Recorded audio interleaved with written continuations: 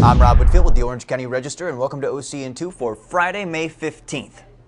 A 21-year-old woman suspected of speeding and driving under the influence of alcohol remains in critical condition today after she crashed her BMW into a Chevron gas station. Authorities say the accident occurred around 11:30 last night as the woman was apparently speeding southbound on Main Street when she failed to negotiate a bend on the street just before Chapman Avenue.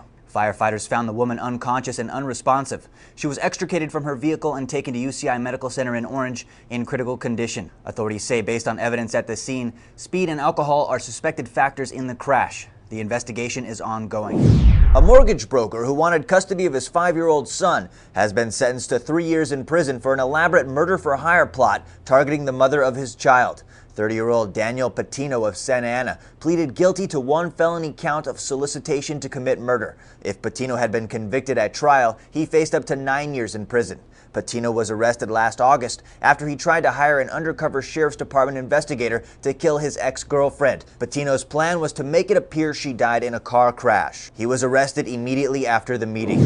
Authorities say 2 men armed with a handgun and a shotgun robbed an AT&T store yesterday in Lake Forest and left with several dozen iPhones and cash. One employee was forced to lock the door to the store as 2 robbers forced employees to hand over several packages of cell phones. The robbery occurred at about 9:30 a.m. when the 2 men walked into the store and one of them pulled a shotgun from a duffel bag. The men drove away in a Ford Explorer, which was later found and determined to be stolen. No one was injured in the robbery. The suspects remain at large.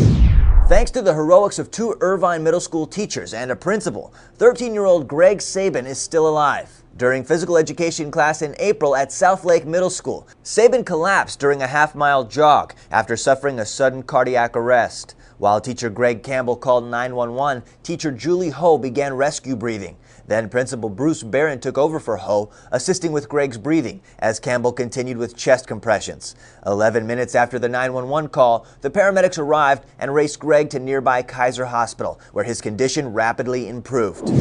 A revered statue said to have wept real tears is touring the Catholic churches of Orange County this week as part of a journey of faith that has lasted more than 60 years.